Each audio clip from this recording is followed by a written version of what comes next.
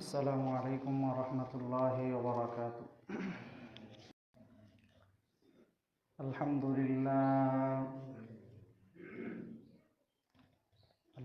لله كفى وسلام على عباده الذين اصطفى. أما بعد فأعوذ بالله من الشيطان الرجيم.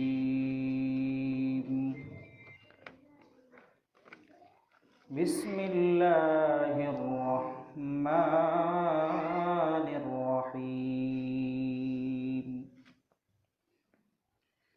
الرحمن علم القرآن خلق الإنسان علمه البيان.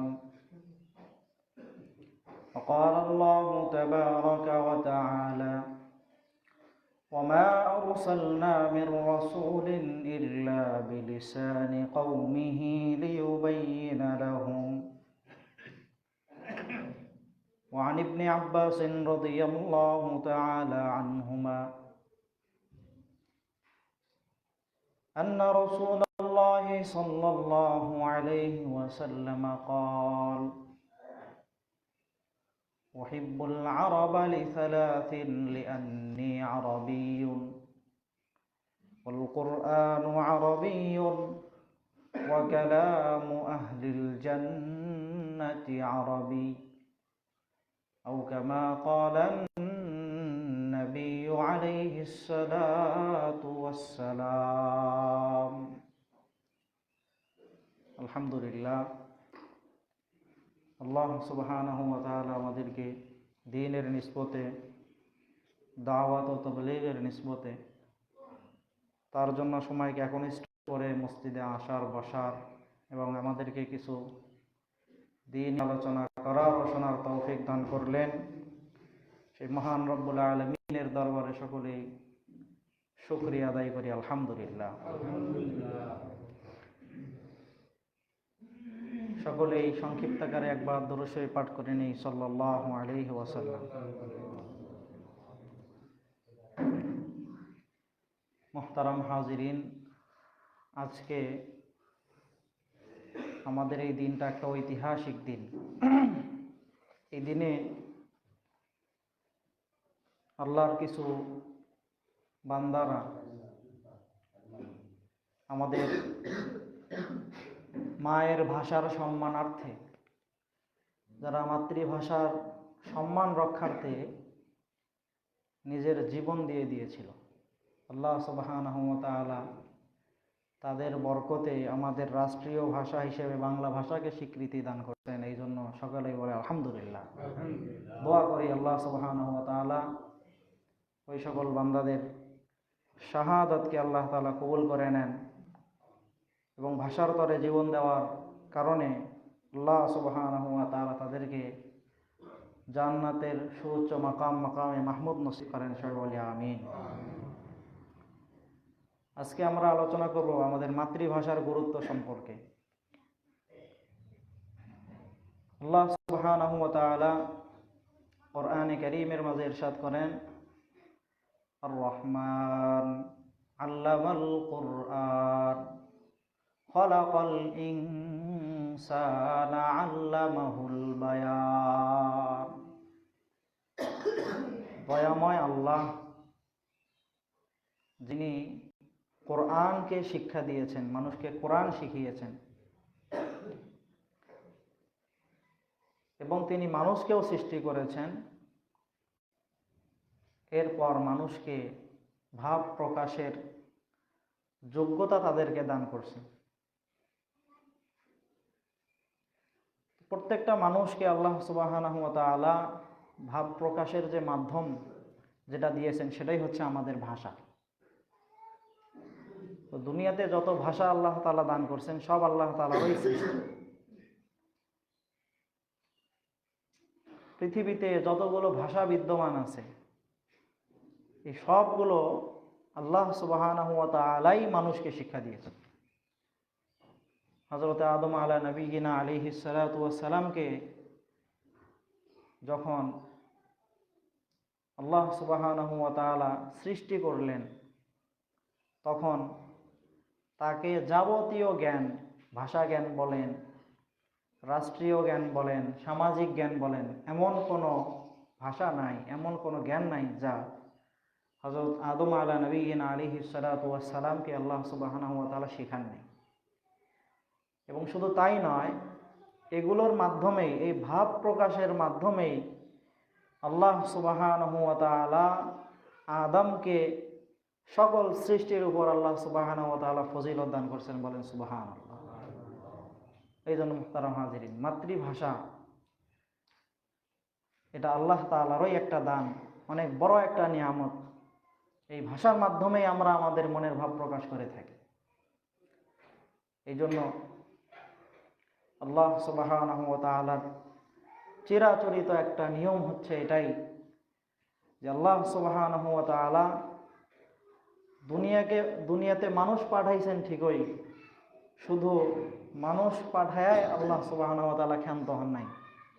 এই মানুষদেরকে আল্লাহ তাআলা হেদায়েতের উপর আনার জন্য আল্লাহ সুবহানাহু ওয়া তাআলা যুগে যুগে বড় বড় আসমানি কিতাব, বড় সহিফা, এগুলো নবীদের মাধ্যমে আল্লাহ তাআলা প্রেরণ করছেন।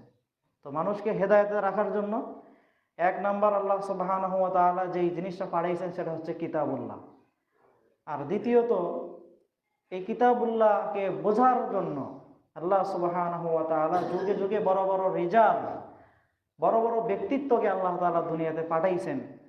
তারাই হচ্ছে আমাদের আম্বিয়া আলাইহিমুস সালাতু ওয়াস সালাম, তারা এসে আল্লাহ সুবহানাহু ওয়া তাআলার পক্ষ থেকে আসা কিতাব বা সহিফাকে মানুষের জন্য হেদায়েতের জরিয়া হিসেবে যে কিতাব আল্লাহ তাআলার পক্ষ থেকে আসছে, এটাকে মানুষের জন্য বোঝা সহজ করে দিয়েছেন এই ব্যক্তির মাধ্যমে।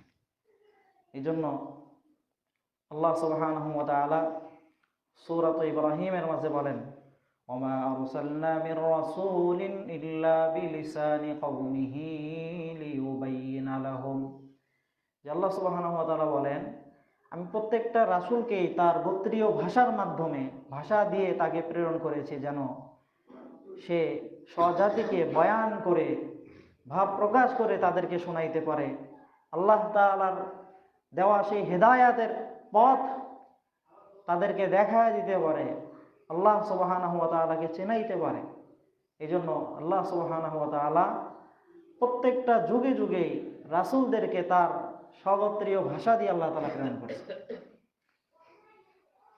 আল্লাহ রাসূল সাল্লাল্লাহু আলাইহি ওয়াসাল্লাম তিনি বলতেছেন, হযরত আব্দুল্লাহ ইবনে আব্বাস রাদিয়াল্লাহু তাআলা আনহু থেকে হাদিস বর্ণিত, তাবরানী রিওয়ায়াত, যে উহিব্বুল আরাব আলি সালাস, যে ইবনে আব্বাস, আমি আরবিকে তিনটা কারণে ভালোবাসি। আরবিকে আমি তিনটা কারণে ভালোবাসি। এক নাম্বার কারণ হচ্ছে লিআন্নি আরবিয়্যা, এক নাম্বার কারণ হচ্ছে যে আমি নিজে একজন আরবি।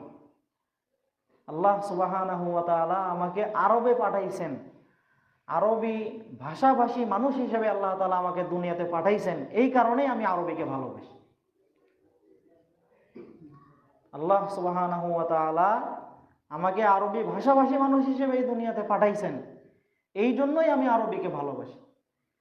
আল্লাহ রাসূল সাল্লাল্লাহু আলাইহি ওয়াসাল্লামের এই কথা থেকেই প্রমাণিত হয় যে আল্লাহ রাসূল সাল্লাল্লাহু আলাইহি ওয়াসাল্লাম যেহেতু নিজেকে একজন আরবি ভাষাভাষী মানুষ হিসেবে তার ভাষার প্রতি যে ভালোবাসা, যে সম্মান, যে ভক্তি শ্রদ্ধা দেখিয়েছেন, এটা শুধুমাত্র তার মাতৃভাষা, তার মায়ের ভাষা হওয়ার কারণেই তিনি আরবিকে ভালোবাসছেন।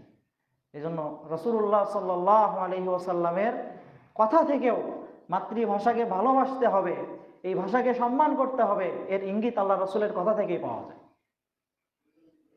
দুই নাম্বার হচ্ছে ওয়াল কুরআনু আরাবিয়্যুন। দ্বিতীয়ত, আমি আরবিকে ভালোবাসার আরেকটা অন্যতম কারণ হচ্ছে যে আল্লাহ সুবহানাহু ওয়া তাআলা মানব জাতির হেদায়েতের জন্য যে কোরআন আল্লাহ তাআলা নাজিল করছেন, এই কোরআন হচ্ছে আরবি ভাষায়। এই জন্য আমি আরবিকে ভালোবাসি। আর তিন নাম্বার যেই কারণটা, সেটা হচ্ছে ওয়া কালামু আহলিল জান্নাতি আরাবিয়্যুন, যে জান্নাতবাসীদের ভাষাটা হবে আরবি। এই জন্য আমি আরবিকে ভালোবাসি। রাসূলুল্লাহ সাল্লাল্লাহু আলাইহি ওয়াসাল্লাম আরবি ভাষাকে 3 কারণে ভালোবাসতেন। তার মাঝে প্রথম কারণ যেটা ছিল, সেইটাকে যদি আমরা ধরে নেই তাহলে প্রত্যেকটা ব্যক্তি সে যেই জনপদে আসুক না কেন, যে এলাকায় থাকুক না কেন, সেই এলাকার ভাষাকে ভালোবাসা, এটা হচ্ছে তার মাতৃভাষার প্রতি একটা সম্মান, একটা শ্রদ্ধা। এই কারণে আমরা যেহেতু বাংলাভাষী, এই জন্য আমাদের বাংলাকে ভালোবাসতে হবে, অন্যথায় মাতৃভাষার প্রতি কখনোই সম্মান প্রদর্শন করা হবে না। বরং যদি বাংলার সঙ্গে আপনার ইংলিশ বা অন্য ভাষা মিশ্রিত করে এটাকে যদি অন্য খাতে প্রবাহিত করার বা অপসংস্কৃতি আমাদের মাঝে বাস্তবায়ন করার জন্য একটা পথ সুগম করে দেওয়া হয়, তাহলে এটা বাংলা ভাষার প্রতি কখনো সম্মান হয় না, বরং বাংলা ভাষাকে ভুলণ্ঠিত করার একটা মাধ্যম হয়। এই জন্য আমাদের বর্তমান ইলেকট্রিক মিডিয়া, রেডিও সেন্টার যেগুলো আছে, এগুলোতে বাংলা ভাষা চর্চা নয়, বরং বাংলা ভাষার অপমান করা হয়, যেখানে বাংলা ভাষাকে শুধুমাত্র তাদের একটা শো হিসেবে সেখানে উপস্থাপন করা হয়। বাদবাকি সেখানে যে কথাগুলো তারা একটু পরপরে মানুষের কাছে পেশ করে, এগুলো হচ্ছে বাংলার চেয়ে বেশিগুলো ইংলিশ থাকে, যেগুলো বাঙালি সংস্কৃতি কোনোদিন হইতে পারে না। মুহতারাম হাজিরিন, এই কথা বলছি না যে আমাদের বাংলার সঙ্গে অন্য কোনো ভাষা মিশ্রণ করা যাবে না, বরং ইতিহাস বলে যে আমাদের বাংলার মাঝে অধিকাংশ শব্দগুলোই ভিনদেশী। কিছু আরবি শব্দ নিয়ে, কিছু ফরাসি শব্দ নিয়ে, কিছু উর্দু শব্দ নিয়ে, কিছু সাংস্কৃতিক শব্দ নিয়ে আমাদের বাংলা ভাষা গঠিত হয়েছে। খুব অল্প শব্দ আছে যেগুলো আমাদের বাংলা থেকে উদ্ভাবিত হয়েছে। বাকি অধিকাংশ শব্দগুলোই যেগুলো ভিনদেশী ভাষা থেকে নিয়ে আমরা ব্যবহার করে থাকি। এই জন্য ভিনদেশী ভাষা যেটা আমাদের ভাষায় প্রচলিত আছে সেটাকে ব্যবহার করা, এটা কখনো বাংলাকে ভুলণ্ঠিত করে দেওয়া হয় না, বরং এটাও বাংলা ভাষার একটা ব্যবহার। কিন্তু যেই ভাষার ব্যবহার আমাদের ভাষায় নাই, সেই ভাষাকে টেনে এনে বাংলার নামে চালিয়ে দেওয়া, এটা হচ্ছে বাংলার একটা চরম অপমান। এই জন্যই সালাম, রফিক, জব্বার, বারাকাত এরা এই জন্য বাংলা ভাষার জন্য জীবন দেন নাই, বরং তারা যেই জন্য জীবন দিয়েছিলেন সেটা হচ্ছে আমাদের প্রচলিত ভাষা, সেটা এখন ভিনদেশী হোক, অন্য যেই কোনো দেশের হোক, আমাদের ভাষায় যেটার ব্যবহার আছে সেটাকে যেন আমরা আমাদের কথায় ব্যবহার করতে পারি। আমরা রাষ্ট্রীয় পর্যায় থেকে নিয়ে ব্যক্তিগত পর্যায় পর্যন্ত যেন আমরা এই ভাষার সম্মান রক্ষা করতে পারি, এই জন্য তারা তাদের জীবনকে পর্যন্ত ভাষার জন্য বিলিয়ে দিয়েছে। এই জন্য আল্লাহ সুবহানাহু ওয়া তাআলা আমাদের সবাইকে আমাদের এই মাতৃভাষার সম্মানকে যথাযথভাবে সংরক্ষণ এবং রক্ষা করার তৌফিক দান করেন, সবাই বলে আমিন। মুহতারাম হাজিরিন, দ্বিতীয়ত রাসূলুল্লাহ সাল্লাল্লাহু আলাইহি ওয়াসাল্লাম আরবিকে ভালোবাসার অন্যতম একটা কারণ হচ্ছে আল কোরআন ও আরবিয়্যুন, কোরআন হচ্ছে আরবি ভাষায় অবতীর্ণ হয়েছে।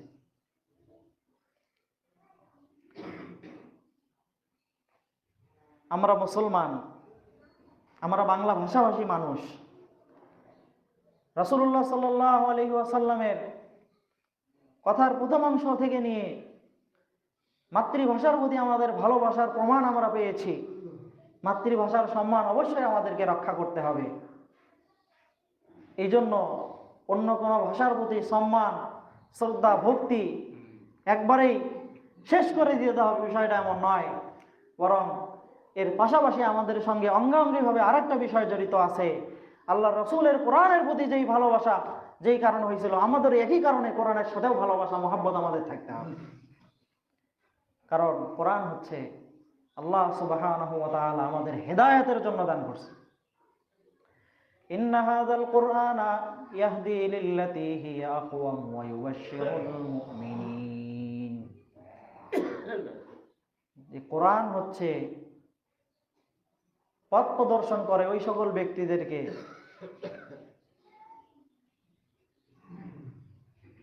যারা আকওয়াম শব্দের অর্থ হচ্ছে যারা নিজেরা মধ্যমপন্থী, ভারসাম্যপূর্ণ মানুষ, ওয়ায়ুবাশশিরুল মুমিনিন, এই কোরআন মুমিনদের জন্য আল্লাহ সুবহানাহু ওয়া তাআলা একটা সুসংবাদ হিসেবে আল্লাহ সুবহানাহু ওয়া তাআলা প্রেরণ করছে। সূরা বাকারার শুরুতে আল্লাহ সুবহানাহু ওয়া তাআলা বলছেন, যালিকাল কিতাবু লা রাইবা ফীহি হুদাল লিল মুত্তাকিন, যে এই কিতাব যাতে কোনো প্রকারের সন্দেহ নাই, আল্লাহ তাআলা এই কিতাবকে পাঠাইছেন মুত্তাকিনদের হেদায়েতের জন্য, যারা আল্লাহ তাআলাকে ভয় করে।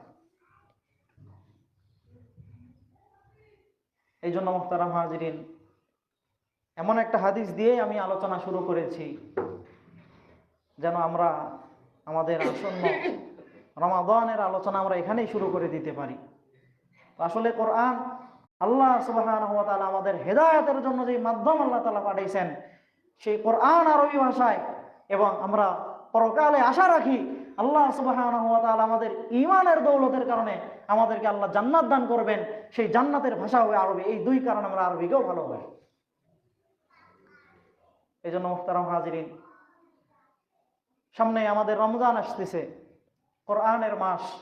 আল্লাহ সুবহানাহু ওয়া তাআলা এই মাসেই আল্লাহ তাআলা কোরআন নাযিল করছেন। আল্লাহ সুবহানাহু ওয়া তাআলা বলেন, শাহরু রমাদান আল্লাযী উনজিলা ফীহিল কুরআনু হুদাল লিন-নাসি ওয়া বায়্যিনাতিম মিনাল হুদা ওয়াল ফুরকান। রমজান মাস হচ্ছে এমন একটা মাস যেই মাসে কোরআনকে অবতীর্ণ করা হয়েছে।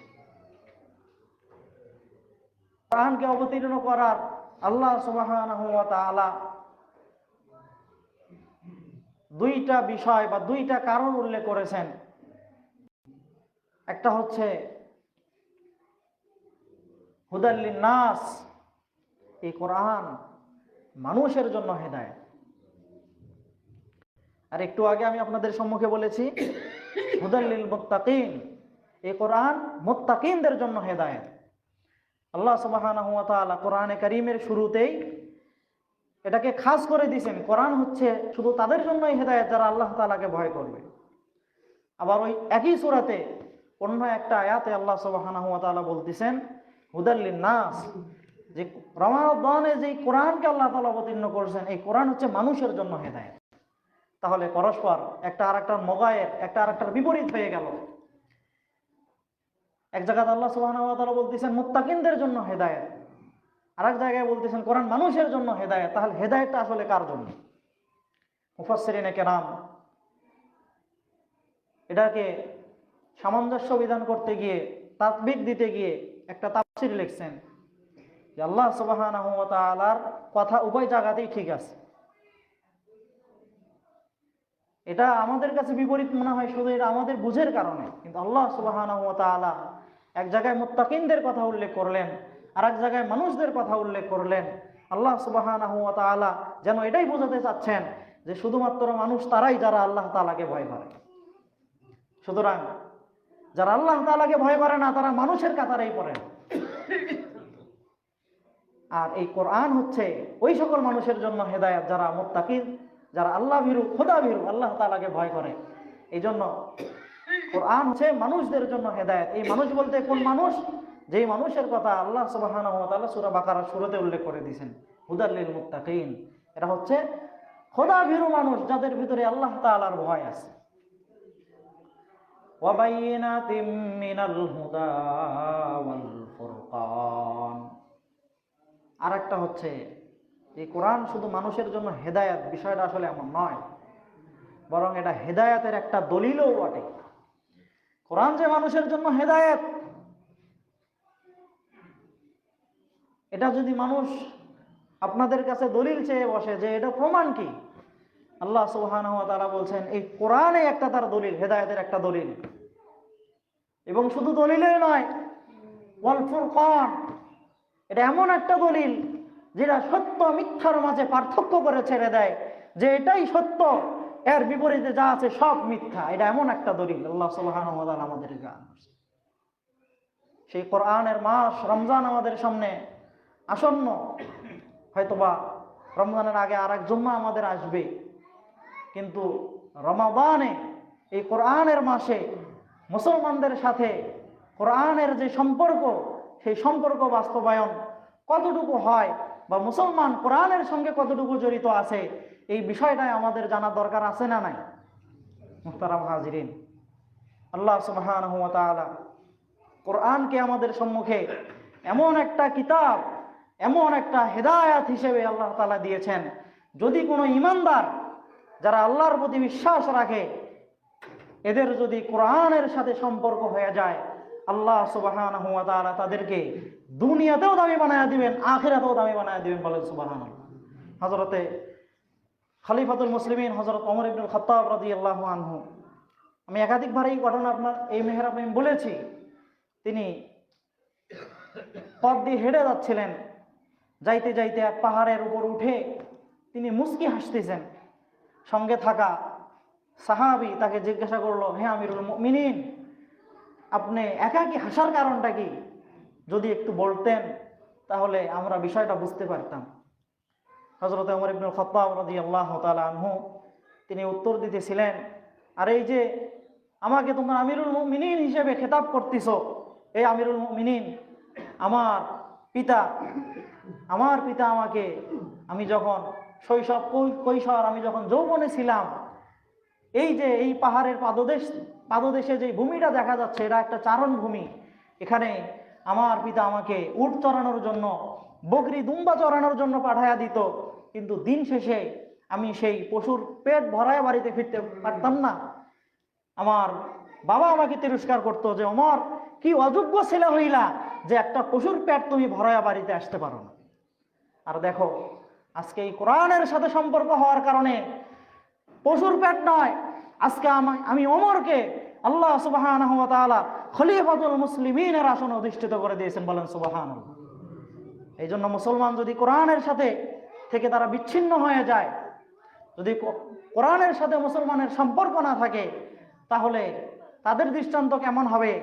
তাদের দৃষ্টান্ত হচ্ছে যে মুসলিম হবে ঠিকই, কিন্তু তাদের মাঝে মুসলমানিত্ব কি জিনিস, এই জিনিসটা থাকবে না। আল্লামা ইকবাল রাহিমাহুল্লাহু তাআলা, তার বাড়ি সেই উজবেকিস্তানে ছিল। সেনারা ওখান থেকে হিজরত করে পাকিস্তানে আসছেন। তো উজবেকিস্তান এমন একটা শহর যেখানে আমরা যেই মাযহাবকে অনুসরণ করে থাকি, হানাফি মাযহাব, আবু হানিফা রাহমাতুল্লাহ আলাইহির এলাকা বর্তমান পৃথিবীর উজবেকিস্তান। সেখানকার অবস্থা কেমন? বর্তমান কাজাকিস্তান, আমরা যেই হাদিসের বড় বড় সনদ নিয়ে, যে হাদিস দিয়ে আমরা মানুষকে বয়ান করে থাকি, বুখারী, ইমাম তিরমিজি, যেই জমিনে তাদের জন্ম হয়েছে, যেখানে বড় বড় মাদ্রাসা প্রতিষ্ঠিত আছে, ইমাম বুখারীর সেই জমিন, যার সেই লিখিত হাদিসের কিতাব আজকে পুরা পৃথিবীতে আজকে আমাদের জন্য ইসলামের একটা অন্যতম দলিল, কোরআনে কারীমের তাফসীর, সেই ইমাম বুখারীর জমিন। শুধুমাত্র তারা এই দ্বীনকে, এই কোরআনকে চৌহদ্দির মাঝে সীমাবদ্ধ করার কারণে, মানুষের মাঝে হেদায়েত না যাওয়ার কারণে আজকে ইমাম বুখারী রাহমাতুল্লাহ আলাইহির মাজার যেখানে, সেখানে রাত হইলে সেখানে গান বাজনা, নর্তকীর নাচ ইত্যাদি এগুলো ওপেনলি হইতেছে, মানুষ কোনো কিছুই করতে পারে না। আজকে উজবেকিস্তান ইমাম আবু হানিফা রাহমাতুল্লাহ আলাইহি শহর, সেখানে বিশাল বড় মাদ্রাসা, আমাদের হানাফি মাযহাবের সবচাইতে বড় ফিকহের কিতাব হিদায়া যেখানে লেখা হয়েছে, যেই মাদ্রাসায় বুরহানুদ্দিন মিরগিনানী রাহিমাহুল্লাহ তাআলা তিনি যেখানে দর্স দিতেন, যেখানে আমাদের নাহুর ইমাম, বড় বড় ইমাম যারা সেখানে থেকে আরবি সাহিত্য চর্চা করে মানুষদেরকে আরবির প্রতি উদ্বুদ্ধ করেছেন, সেখানে 950 কামরা আছে, প্রত্যেকটা কামরায় আল্লাহ রাসূলের একটা হাদিস খোদাই করা আছে। এখনো পর্যন্ত 950 কামরা সেখানে বিদ্যমান, কিন্তু সেই জায়গাটাতেও রাত্রি হলে গান বাজনার আসর জমে যায়, কিচ্ছু করার নেই। ইমাম আবু হানিফা রাহমাতুল্লাহ আলাইহির সেই শহরে মানুষ আজকে ঈদ পালন করে না। মুসলমান কেন হয়েছে? মুসলমানদের কাছ থেকে যখন কোরআনকে বিচ্ছিন্ন করে দেওয়া হয়েছে, তখন মুসলমান ঠিকই, এদের দ্বারাই আল্লাহ তাআলার ঘর মসজিদকে তারা জমিনের সঙ্গে মিশাইয়া দিছে। এরাই ধর্মীয় কৃষ্টি কালচারগুলোকে ভুলণ্ঠিত করে দিয়ে বিজাতীয় কৃষ্টি কালচার নিজের জীবন যাপন করতেছে। হেদায়েতের পথ থেকে গুমরাহি পথ তারা বেছে নিয়েছে। মুহতারাম হাজিরিন, বিপরীতে যেখানে মুসলমান কোরআনের সাথে সম্পৃক্ত হয়েছে, এই কোরআন তাদেরকে সকল প্রকার অনিষ্টতা থেকে, সকল প্রকার পথভ্রষ্ট থেকে হেদায়েত করে আল্লাহ সুবহানাহু ওয়া তাআলা কোরআনকে যেই জন্য অবতীর্ণ করছেন, এই হেদায়েতের উপর আল্লাহ সুবহানাহু ওয়া তাআলা তাকে রেখে দিয়েছেন। বলেন সুবহানাল্লাহ। এই জন্য আমরা এখানে মুসলমান, সামনে কোরআনের মাস আসতেছে, আমরা কয়জন আল্লাহ সুবহানাহু ওয়া তাআলার দেওয়া হেদায়েতের নিদর্শনে এই কোরআনের তেলাওয়াত আমরা জানি? কয়জন আমরা এই কোরআনে কারীমের তেলাওয়াত শেখার জন্য চেষ্টা করছি? কয়জন আমরা কোরআনের বিধান অনুযায়ী নিজের মনকে, নিজের পরিবারকে, নিজের সমাজকে পরিচালনা করার মন মানসিকতা রাখি? তাহলে আমাদের মাঝে বর্তমান যে অবস্থান, আমরা কোরআন পড়তে জানি না, আমরা কোরআন মানতে রাজি না, কোরআনের বিধান অনুযায়ী সমাজ, রাষ্ট্র, পরিবার চালাইতে আমরা আগ্রহী না, তারপরেও আমাদের মাঝে একটা ভালোবাসা, কোরআনের প্রতি একটা মহাব্বত এখনো পর্যন্ত বিদ্যমান আছে মুসলমান। এই জন্য এখন এই সময় এই মহাব্বত থাকা অবস্থায় আমাদের এই মহল্লার প্রত্যেকটা মানুষ যেন এমন হয় যে সে নিজে কোরআন পড়তে জানে। সে যখন কোরআন পড়তে জানবে, কোরআনের মহাব্বত তার ভিতরে আরো গালেব হবে এবং সেই অনুযায়ী তার পরিবার, তার রাষ্ট্র, তার সমাজ পরিচালনা করার মন মানসিকতা তার ভিতরে তৈরি হবে। এইভাবে একদিন আদর্শ সমাজ গঠন হবে, এইভাবে একদিন সোনালী রাজ কায়েম হবে ইনশাআল্লাহ। এই জন্য সামনে রমজান আসতেছে, আমরা একটা হিম্মত করতে পারি যে রমজান মাস, আমাদের মুসলমানরা তো মৌসুমী মুসলমান, রমজান আসলে আমরা নামাজ পড়তে রাজি আছি, রোজা করতে রাজি আছি, কিঞ্চিত দিন মানতেও রাজি আছি। রমজান শেষ, আমাদের আর দিন মানার দরকার নাই, আমাদের আর নামাজের দরকার নাই, আমাদের আর কোরআন পড়ার দরকার নাই, আমাদের ইসলামী বিধান মোতাবেক জীবন সাজানোর কোনো দরকার নাই। সবে কদর আসবে, রাত্রে মসজিদ ভরপুর হয়ে যাবে, এরপরে অন্য কোনো রাত আসবে, সেই রাত্রে আর মুসলমান নামাজের জন্য মসজিদে নামাজে খুঁজে পাওয়া যায় না। সবে বরাত আসবে, হালুয়া রুটি খাওয়ার জন্য, কুসংস্কার সমাজের মাঝে ছড়িয়ে দেওয়ার জন্য আমরা ভিড় জমাতে রাজি আছি, কিন্তু ইসলামী মূল্যবোধ বুঝে, ইসলামী বিধান অনুযায়ী নিজের জীবনকে সাজানোর জন্য আমরা কখনোই আগ্রহী হই না। এই জন্য আমাদের জজবাকে কাজে লাগাইতে হবে। সামনে রমজান, অনেক ভাইয়েরা রোজা রাখবেন, নিজে মনে করবেন যারা রমজান মাসে আমাকে নামাজ পড়তে হবে, মসজিদের সাথে সম্পর্ক কায়েম করবে। এই সুযোগেই আমরা সকলে ইনশাআল্লাহ হিম্মত করি যে এই মাসেই, এই কোরআনের মাসেই, যেই মাসে আল্লাহ সুবহানাহু ওয়া তাআলা কোরআনকে আমাদের হেদায়েতের জন্য নাজিল করে দিয়েছেন, যে কোরআনের সাথে সম্পর্ক হলে আমরা একজন একটা দামি মুসলমান হয়ে যাব। সেই দামি মুসলমান হওয়ার জন্য এই কোরআনের মাসে আমরা কে কে কোরআন শেখার জন্য রাজি আছি? আল্লাহর রাস্তায় একটু হাতটা উঠায়া দেখান। হাজিরিন, মাত্র 25 দিন সময় দিবেন আমাকে, কোনো টাকা, কোনো পয়সা, কোনো বিনিময় লাগবে না। মাত্র 25 দিন, 1 ঘন্টা করে সময় আল্লাহর জন্য দিবেন। ইনশাআল্লাহ সহি শুদ্ধ হবে কোরআনে কারীমের শিক্ষা আপনাদেরকে দেব, আল্লাহ যদি তৌফিক দান করেন। এই জন্য আমরা ইনশাআল্লাহ এলাকায় গাছতেও করব। আমাদের প্রত্যেকটা ভাই, আমরা আপনাদের সঙ্গে মাশওয়ারা সাপেক্ষে একটা সময় আমরা নির্ধারণ করব, যেখানে এলাকার সর্বস্তরের জনগণ, বয়স্ক থেকে নিয়ে স্কুল, কলেজ, ইউনিভার্সিটি, পড়ুয়া, ছাত্র সকলের জন্য কোরআন শিক্ষার একটা সুব্যবস্থা ইনশাআল্লাহ আমাদের গাইবান্ধা ইমাম ওলামা পরিষদের পক্ষ থেকেও নেওয়া হবে। সেই সুবাদে ইনশাআল্লাহ আমরা আমাদের মসজিদেও এই কার্যক্রম আমরা বাস্তবায়ন করব। মাত্র 25 দিন, এই 25 দিনে ইনশাআল্লাহ কোরআন পড়ার যোগ্যতা একজন মুসলমানের ভেতরে আসবে। এই জন্য আমরা তৈরি আছি তো ইনশাআল্লাহ। আল্লাহ তাআলা আমাদেরকে রমজান মাস ব্যাপী কোরআনের সাথে লেগে থাকার, কোরআনে কারীমের তেলাওয়াত শেখার এবং কোরআনের অনুযায়ী আমাদের জীবন বিধান বাস্তবায়নের জন্য আল্লাহ সুবহানাহু ওয়া তাআলা আমাদের পথকে সুগম করে দেন। সবাই বলে আমিন। ওয়া আখিরু দাওয়ানা আলহামদুলিল্লাহি রাব্বিল আলামিন।